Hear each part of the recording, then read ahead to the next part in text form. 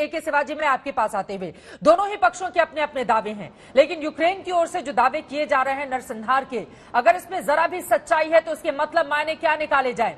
और दूसरा सवाल इसी से जुड़ा हुआ, दोनों पक्षों में से सच कौन बोल रहा है, ये दुनिया को कैसे पता चलेगा?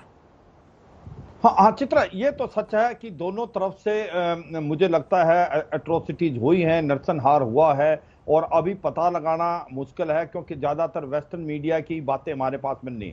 मगर ये सच है जो कि बुच्चा के अंदर दिखाया गया है या आयरपिन में। इसकी वजह यह है कि जब रूस की फौज आई थी, उसने सोचा था 10-12 दिन में ही पूरे यूक्रेन को काबू कर लेंगे, और उन्होंने यूक्रेन की जो कैपिटल है कीव को भी घेरा डाल दिया था। इसी प्रकार फाइनेंशियल कैपिटल खार्किव, और ये जो बुच्चा है, आयरपिन है, ये सैटेलाइट टाउन। मैं क्योंकि कीव में रह चुका तो मुझे मालूम है। तो वहां पर क्या है, अगर आपको कीव को लेना है तो आपको बुच्चा भी लेना पड़ेगा, आयरपिन भी लेना पड़ेगा। ये सैटेलाइट टाउन है। मगर हुआ क्या कि जब रूस की फौजें अंदर आने की कोशिश कर रही थी तो वो नहीं आ पाई, क्योंकि इनकी डिफेंसेस बहुत अच्छी मजबूत थी यूक्रेन की फौज की। और ऐसे में इन्होंने फिर फ्रस्ट्रेशन में काफी, मेरे को लगता है, एट्रोसिटी की है। और वहां पर मास जो अभी आपके पास लोगों की मारने की बात पता चली है, मुझे लगता है इसमें सच्चाई हो सकती है। और उसके अंदर यही नहीं, उनके अंदर माइंस और बूबी ट्रैप्स भी मिले गए हैं। उनकी बॉडी जो है सड़ी हुई नजर आई है। तो ये हो सकता है ये हुआ हो।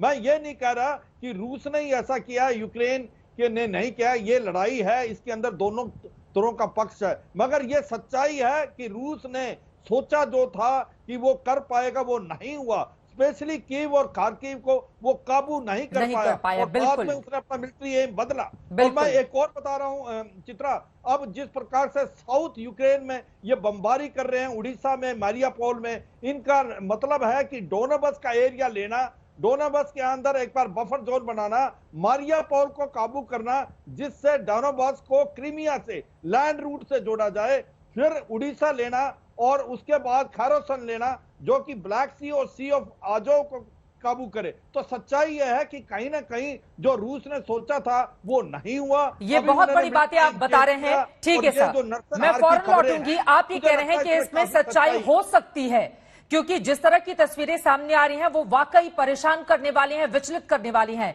विंग कमांडर अभिषेक मतिमान सीधे आपके पास आते हुए, हालांकि इस बात को लेकर दोनों ही पक्षों के अपने अपने दावे, रूस के अलग हैं, यूक्रेन के अलग हैं, लेकिन इन सब के बीच अगर इस दावे में जरा भी सच्चाई, क्योंकि यूक्रेन के ऊपर रूस की ओर से लगातार हमले किए जा रहे हैं, बीते 40 दिनों से ये जंग जारी है, यूक्रेन के कई शहर पूरी तरह से तबाह हो चुके हैं। हालांकि जंग को आगे बढ़ाने की कोशिशों में लगातार उसको कामयाबी भी मिल रही है, लेकिन बूचा की ये जो तस्वीरें और यूक्रेन के ये जो दावे हैं, उससे क्या समझा जाए? देखिए, जैसा कि जनरल शिवाच ने भी बोला, दावे होते रहेंगे। प्रोपेगेंडा वॉरफेयर युद्ध के पहले तीसरे दिन के बाद से ही हम देखें तो शुरू हो गया था।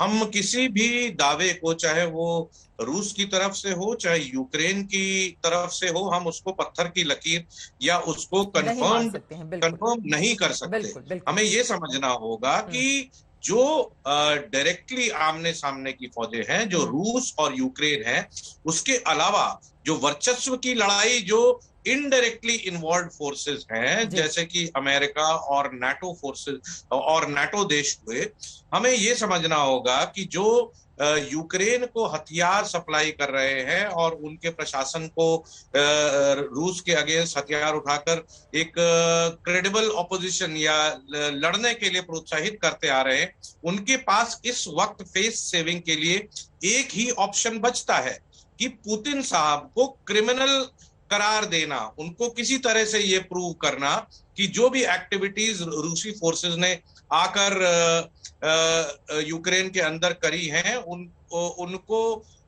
डिस्क्रेडिट करना और इंटरनेशनल कोर्ट ऑफ जस्टिस में इस मामले को ले जाना, ये सही बात है और इसे कोई नकार नहीं सकता।